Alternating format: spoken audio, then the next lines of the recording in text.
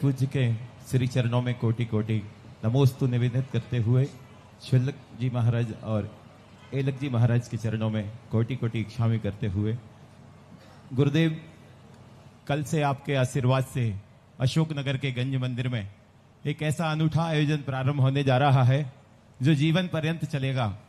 न जाने कितनी पीढ़ियां उस महा आयोजन में अपना भाग लेंगी। मेरी जिज्ञासा उसी को लेकर है।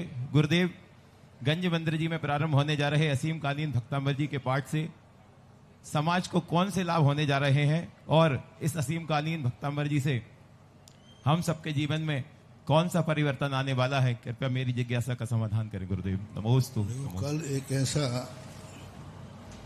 स्वर्णांकित इतिहास बन रहा है जो मैं कहता हूं इस चतुर्मास का सबसे बड़ा आशीर्वाद होगा, इस चतुर्मास की सबसे बड़ी उपलब्धि होगी। ये चतुर्मास तुम्हारे लिए नहीं, तुम्हारी पीढ़ी दर पीढ़ियों के लिए वरदान सिद्ध होगा।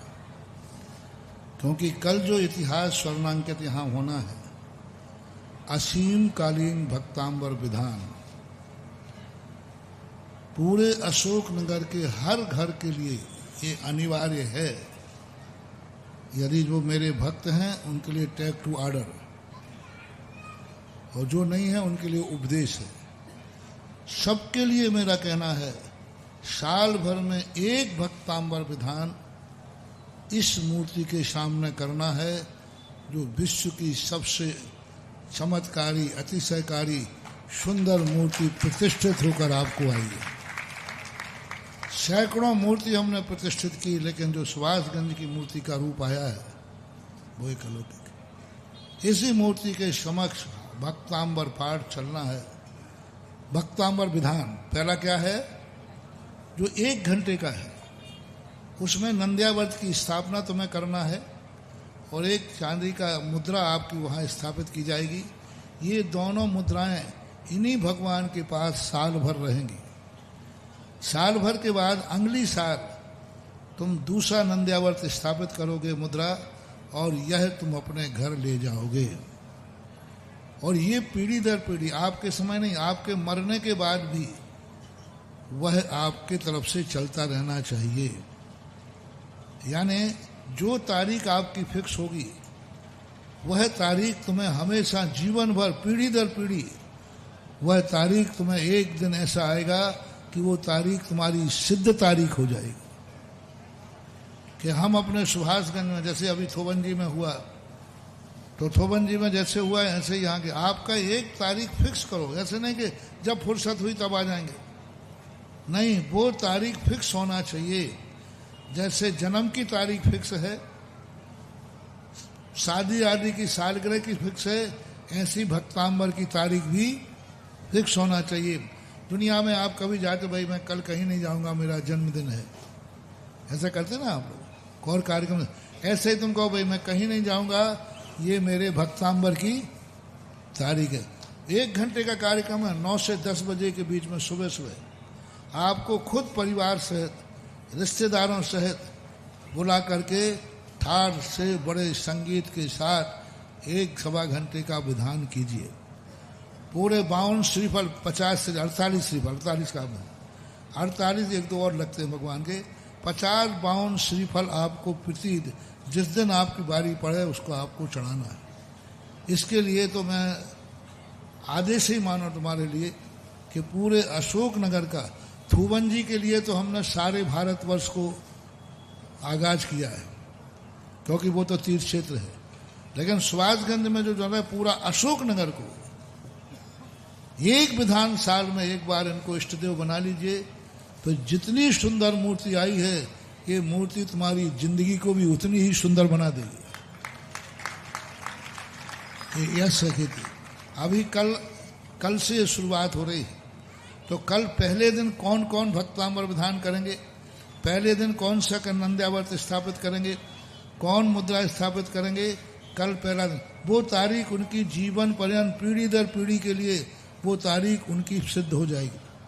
कोई कल 18 है, कोई 18, 19, 20 साल भर की अपनी तारीखें तय करो और कल से दूसरी बात है, अब अखंड पाठ की जो बात आई, प्रत्येक अशोकनगर के व्यक्ति को एक नियम लेना है कि 24 घंटे में एक बार भक्तांबर पाठ करने हम गंज मंदिर के आदिनाथ के चरणों में जरूर जाएंगे। कब? 24 घंटे में कम से कम रात के 10 बजे दुकान बंद करके आओ, आप आइए, एक भक्तांबर पाठ पढ़ के घर जाइए। आप बाहर से आए हैं, भक्तांबर पाठ करके जाइए। आप बीमार में अस्पताल जा रहे हैं, भक्तांबर पाठ करके जाइए, एक भक्तांबर पढ़ लीजिए।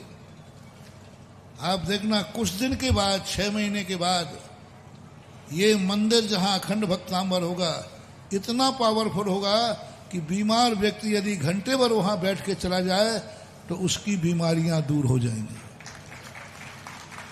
क्योंकि 24 घंटे जब भक्तांबर चलेगा तो इस मंदिर में एनर्जी हो जाएगी। कोई भी व्यक्ति बीमार आए, 10 मिनट वहां आके बैठ जाओ, एक भक्तांबर पाठ पढ़ो नहीं, सुन जाओ, बिल्कुल आराम से बैठा दो उसको। 1 घंटे भर नहीं बैठ पाएगा और उसको लगेगा यदि थोड़ा सा भी पुण्य का उदय होगा तो नियम से अब ज्यादा ही पाप का उदय है, तो उसके लिए तो कौन क्या करेगा। लेकिन मेरा विश्वास है सब जगह, ललितपुर में, जबलपुर के अंदर लोग, वहाँ कई लोग बीमार जाके वहाँ बैठ के आ जाते, बैठने मात्र से एनर्जी हो जाती। तो सब महिला, बच्चे, पूरे जबलपुर ललितपुर वालों को भक्तांबर कंठस्थ होगा। छोटे छोटे बच्चों को, बच्चों से भी कहो जाओ, यहाँ वहाँ घूमने की अपेक्षा एक बार भक्तांबर पाठ करके आओ। और 24 घंटे में एक बार भक्तांबर पढ़ना कोई ज्यादा कठिन तो नहीं है ना, मुश्किल से भी 15-20 मिनट लगेंगे, एक पढ़ जाओ, ज्यादा आपको नहीं। पर प्रत्येक घर को ये नियम बनाना है कि अशोकनगर में यदि मैं रहूंगा या रहूंगी, हाली बीमारी को छोड़कर एक बार भक्तांबर पाठ करने जरूर जाएंगे। मंडलों ने तो नियम ले ही लिए हैं कि मंडलों ड्यूटी पे जाएंगे, महिला मंडल और बच्चों के मंडल, सब ने ये अपनी ड्यूटी, कोई आवे या नहीं आवे, ये तो रहेंगे ही रहेंगे। रात की बच्चों ने ली है, दिन की महिलाओं ने ली है, लेकिन शेष लोगों के लिए है कम से कम 1 बार, 2 बार, 3 बार। और रिश्तेदार जो तुम्हारे यहाँ अशोकनगर वाले, उनको कहा यदि मेरी रिश्तेदारी में आए हो तो एक बार मेरे आदिनाथ भगवान के सामने भक्तांबर पढ़ के आइए, देखिए क्या होता है। बोले आप भक्तांबर पढ़ के आओ जब तक मैं चाय बनाती हूँ, ऐसे होते ना। आप भक्तांबर बना के पढ़ के आओ जब तक मैं भोजन, हाँ क्या बात है, रिश्तेदारों से ऐसा कहने में कोई बात है नहीं। यहाँ बैठे बैठे क्या कर रहे हो, जाओ भक्तांबर पढ़ के आओ। देखो उन रिश्तेदारों तक भी तुम्हारे भक्तांबर की एनर्जी अतिशय पहुंचेगा देवी। पर तुम्हें नियम लेना है कि हमारे यहाँ कोई रिश्तेदार आया, यदि वो घंटे, 2 घंटे, 4 घंटे रुकता है, एक बार उसे हम मंदिर में जरूर भेजेंगे। वो कहें भक्तांबर पाठ मुझे नहीं आता है, कोई बात नहीं, 10 मिनट वहां बैठ के आ जाओ, सुन के आ जाओ। वो कह सकते कि हमें भक्तांबर पढ़ना, तो आप कहते आप जाके बैठ जाइए और सुन के आ जाइए। इसका लाभ जो मैं कह रहा हूं, इसको सुरक्षित रख लेना कैसेट को, और जैसे जैसे समय बीतता जाए वैसे वैसे इस कैसेट के शब्दों को प्रैक्टिकल देखना कि जो महाराज ने कहा था वह होने लगा है। क्योंकि मैं सब चीज का प्रैक्टिकल करके पर्पस में तुम्हें परेशान करना मेरा उद्देश्य नहीं है। मैंने इसके लाभ देखे हैं, इसलिए मैं कह रहा हूं। इसलिए कल से इतिहास, तो कल सुबह से दूसरा कार्यक्रम भी है।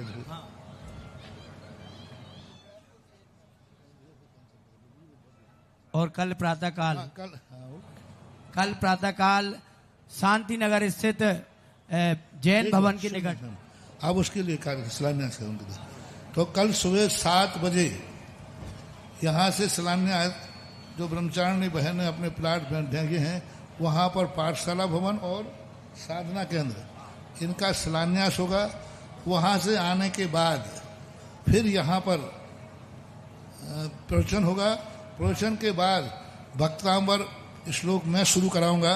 पहला भक्तांबर पाठ को मैं शुरू करा दूंगा, और विधान भी शुरू होगा, भक्तांबर पाठ भी शुरू होगा। और कल के बाद फिर यहाँ अखंड भक्तांबर, यह मंदिर के दरवाजे अंदर से बंद होंगे, कल से बाहर से बंद नहीं होंगे।